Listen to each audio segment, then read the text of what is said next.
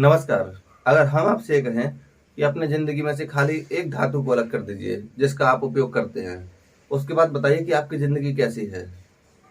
वो धातु है लोहा। यानी लोहे को ये मान लीजिए कि लोहा है ही नहीं, तब कैसा लगेगा? तब ये समझ लीजिए कि आपके आसपास जो भी अधिकांश चीज़ें घर में यूज़ करते हो ना, वो लोहे की बनी होती हैं।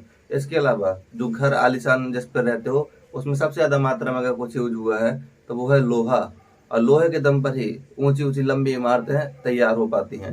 यानी ऐसी स्थिति में सोचिए, अगर लोहा ही ना आया होता धरती पर या लोहे की खोज ही ना हुई होती, तब क्या होता? हालांकि ये बताना तो मुश्किल है कि तब क्या हुआ होता। हो सकता है इसके विकल्प में और सारी धातु हैं, उनका यूज करना शुरू होता। लेकिन लोहे की हमारे पूरे जीवन में बहुत महत्वपूर्ण भूमिका है। इसलिए आज चलिए जानते हैं एक ऐसे काल के बारे में, जिस काल में लोहा क्या हुआ, धरती पर सबसे पहले खोजा गया। और उसके बाद इस पर क्या हुआ, धीरे धीरे इसका उपयोग करना शुरू किया इंसान ने। इस काल को कहते हैं लौह काल। देख लीजिए पीछे लिखा होगा आयरन एज। सबसे पहले जैसा कि हमने बताया कि सबसे पहले इंसान क्या किया, पत्थरों के साथ खेलना कूदना शुरू किया और उन्हीं पत्थरों का उपयोग करना शुरू किया शिकार के लिए, घर मकान बनाने के लिए, हथियार औजार बनाने के लिए। तो उन्हीं पत्थरों का धीरे धीरे क्या किया, शुरुआत में वो पत्थर बड़े आकार के थे, इतने बड़े बड़े जिसको मारना मुश्किल पड़ जाता था, और जब मारते थे तो दूर तक नहीं जाता था। इंसान ने दिमाग दौड़ाया, उसके आकार को छोटा करना शुरू कर दिया पाषाण काल के दौरान। और जब छोटा करना शुरू कर दिया, इसी क्रम में एक धातु उसको मिली जिसका नाम था तांबा। सबसे पहले कौन धातु मिली? तांबा। तांबे का उपयोग करना शुरू किया। क्यों? पत्थरों से तो अच्छी थी, तांबा लचीला था और उससे नुकीले हथियार बनाए जा सकते थे। लेकिन कहा था, भले ही लचीली थी लेकिन उतना ज्यादा मजबूत नहीं हुआ करती थी। तब इंसान को एक और धातु मिली जिसका नाम है लोहा। इसने इंसान की पूरी जिंदगी बदल दी और उसकी जीवन शैली को बदल दिया। क्यों? बेहद मजबूत, टिकाऊ और साथ ही साथ कई तरह से उपयोग की जाने वाली धातु है लोहा। तो आज हम जानेंगे लौह काल के बारे में। सबसे पहले देखिए, जिस समय ताम्र पाषाण काल चल रहा था, उस समय ग्रामीण बस्तियां बस चुकी थी। यानी जगह जगह छोटे छोटे गांव मिलने लगे थे। जैसे आज देखते हो गांव बसे हुए हैं, इसी तरह उस समय भी गांव क्या थे, मिलने लगे थे। आसपास गांव बसे हुए थे। लेकिन जब अगर कहा जाए कि लोगों के जीवन शैली में या भौतिक संस्कृति में बहुत बड़ा परिवर्तन कब आया, तो वो परिवर्तन था जब से लोहा का उपयोग करना इंसान ने सीखा। पूरी दुनिया के संदर्भ में देखिए, अब हम जानते हैं लोहे का आरंभ, यानी लोहे का उपयोग कब से शुरू हुआ। तो देखिए, अगर पूरी दुनिया की बात की जाए तो पूरी दुनिया में लगभग 1300 ईसा पूर्व में, यानी ईसा के 1300 साल पहले लोगों ने लोहे का उपयोग करना शुरू कर दिया। और भारत की अगर हम बात करें तो भारत में लगभग 1000 ईसा पूर्व वो समय था जब से इंसान ने लोहे का उपयोग करना शुरू कर दिया। सबसे पहले भारत में साक्ष्य अगर हम कहें कहाँ मिले हैं, तो जाइएगा उत्तर प्रदेश। उत्तर प्रदेश में जाइएगा, एक जिला है जिसका नाम है एटा, और एटा का एक स्थल है उसका नाम है अतरंजी खेड़ा। का नाम है अतरंजी खेड़ा। अतरंजी खेड़ा में साक्ष्य मिले हैं किसके? सबसे पहले लोहे के साक्ष्य मिले हैं। यहाँ पर उस समय इंसान क्या करता था पता है? उस समय भट्टी मिली हुई है, जैसे आज भट्टी होती है ना, और भट्टी में हम लोग क्या करते हैं, धातुओं को गलाते हैं। यहाँ गलाया करता था 1000 साल पहले ईसा के वो भी। समझ लीजिए हम लोग कितना आगे था। और आज देखो, इसके बाद चलिए बात करते हैं प्रमुख स्थलों की। दरअसल जानना यह भी जरूरी है कि भारत के कौन कौन से स्थल है जहां से हमको सबसे पहले लोहे के उपयोग करने के साक्ष्य मिले हैं।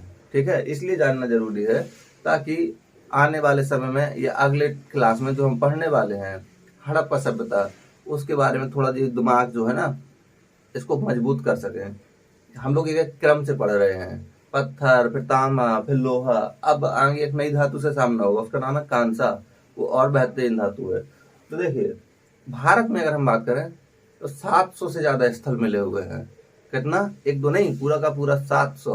ठीक है, 700 स्थल मिला है, जिसमें से कुछ स्थल मिले हैं पूर्वी भारत से, कुछ स्थल मिले हैं मध्य भारत और राजस्थान से, और कुछ स्थल मिले हैं उत्तरी भारत से, तो कुछ मिला है दक्षिणी भारत से। यानी इतना बहुत सारे स्थल है 700। अब 700 अगर लिखाने को बैठ गए तो कम से कम एक दो रजिस्टर तैयार हो जाएंगे पूरा, लेकिन उसका कोई मतलब नहीं है। हम खाली जानेंगे उन स्थलों के बारे में जिनके बारे में या तो हम लोगों ने पहले सुना है, यानी पाषाण काल वगैरह में, या भविष्य में सुनेंगे। क्यों? ताकि वो स्थल जब रिवाइज होंगे तो क्या होगा, कॉन्फिडेंस बिल्डअप होगा। देखिए अब पूर्वी भारत की बात की जाए तो पूर्वी भारत के अंतर्गत महेशदल, क्या नाम है स्थल का नाम है, कौन कौन सा स्थल है दिखाओ, महेशदल, सोनपुर, चिरांद, इनके बारे में तो सुना होगा, सोनपुर और चिरांद के बारे में, ताराडीह और सोहगोरा। सोहगोरा के बारे में आगे सुनेंगे। चंद्रगुप्त मौर्य जो था ना, चंद्रगुप्त मौर्य ने एक अभिलेख यहाँ स्थापित किया था, तब यहाँ इसको चंद्रगुप्त मौर्य पढ़ेंगे तो सोहगोरा मिल जाएगा। चिरांद जानते ही हैं क्योंकि पाषाण काल में पढ़ चुके हैं। सोनपुर, सोनपुर भी जानते हैं, कहाँ पर है, यहाँ पर बताइएगा कि पशु मेला कहाँ लगता है, सबसे बड़ा पशु मेला देश में, ठीक है। तो देखिए ये हो गए पूर्वी भारत के स्थल। लेकिन एक बात और समझ लीजिए, पूर्वी भारत के जो स्थल थे उनमें से अगर उत्तर प्रदेश के दक्षिणी पूर्वी भाग में जाएंगे, कहाँ, उत्तर प्रदेश अपना जो है ना उसके दक्षिण पूर्वी भाग में, तो वहां से हमको कुछ ऐसे साक्ष्य भी मिले हैं जो बताते हैं कि 1500 ईसा पूर्व में भी हम क्या करते थे, लोहे का उपयोग करते थे। यानी 1500 ईसा पूर्व, समझ सकते हैं। पूरी दुनिया में अगर हम कहें तो साक्ष्य कब से मिले हैं, 1300 ईसा पूर्व के। लेकिन यहाँ कहा जा रहा है कि हम 1500 ईसा पूर्व में भी उपयोग करते थे।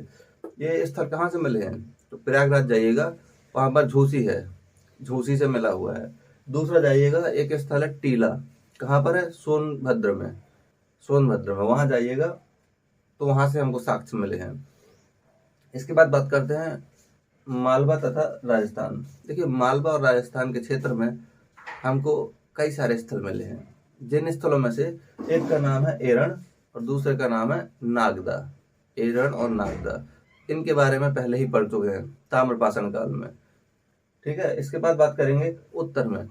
उत्तर में जो स्थल मिले हैं बेहद महत्वपूर्ण है और यही क्वेश्चन पूछे भी गए हैं, अब पूछे जाएंगे। उत्तर के पहले का नाम है अतरंजी खेड़ा। अतरंजी खेड़ा के बारे में बता ही चुके हैं, कहाँ पर है अतरंजी खेड़ा की यदि हम बात करें तो यह है उत्तर प्रदेश के एटा जनपद में। सबसे पहले हमको यहाँ क्या मिला है, भट्टी मिली हुई है लोहे को गलाने वाली, यानी यहाँ पर इंसान क्या करना सीख गया था, लोहे, जो कच्चा लोहा हमको प्राप्त होता था ना जमीन से, उसको गलाकर लोहे की धातु बनाना सीख गया था।